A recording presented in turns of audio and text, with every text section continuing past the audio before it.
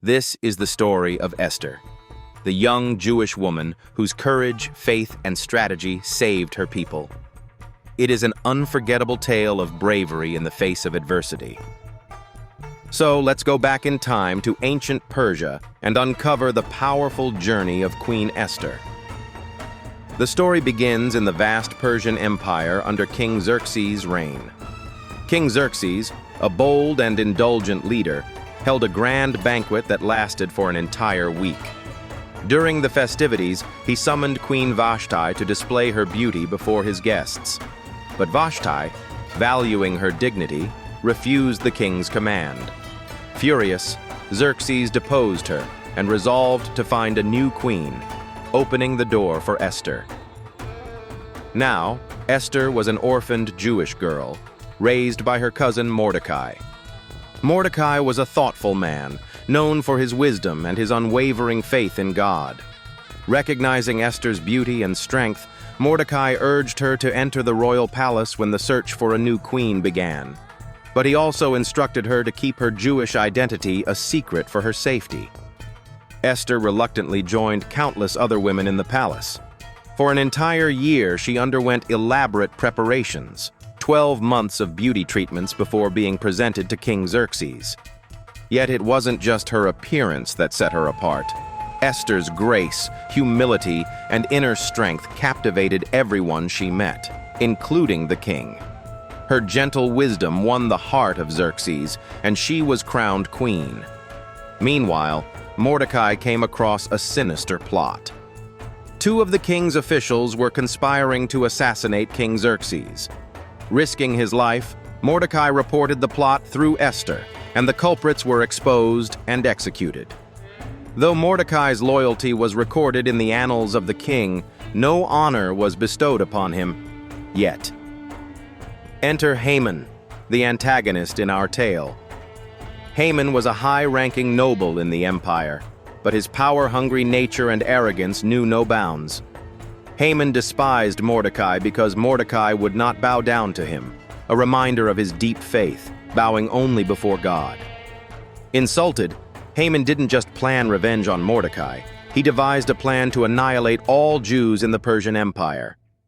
Twisting the truth, he convinced King Xerxes to issue a decree. On a specific day, all Jews, young and old, men and women, could be killed and their property plundered. The decree was sealed with the king's signet ring, making it irreversible. Fear and grief swept through the Jewish community like a storm. Mordecai tore his clothes in distress and reached out to Esther. He sent her a message urging her to plead with the king for their lives. But Esther faced a dilemma. Approaching the king without a summons could result in her immediate execution. Royal law was strict, even for the queen. Mordecai's response to Esther's hesitation became the story's most well-known words. "Do not think that because you are in the king's house, you alone of all the Jews will escape. For if you remain silent at this time, relief and deliverance for the Jews will arise from another place, but you and your father's family will perish. And who knows but that you have come to your royal position for such a time as this?" These words ignited a fire of courage in Esther. She replied, "Go, gather all the Jews in Susa and fast for me. Do not eat or drink for 3 days, night or day. I and my attendants will fast as you do. When this is done, I will go to the king, even though it is against the law. And if I perish, I perish." Fasting and prayers united the Jewish people. Finally, Esther stepped into the king's court, her heart pounding. King Xerxes saw her and, to her immense relief, extended his golden scepter, permitting her to speak. Instead of revealing her plea immediately, Esther invited the king and Haman to a banquet she would prepare. Intrigued, the king agreed. At the banquet, Xerxes again asked Esther what she desired, even promising up to half his kingdom. Yet Esther cleverly delayed, inviting the king and Haman to a second feast the next day. Haman left the banquet elated, feeling untouchable. But his arrogance was soon disturbed.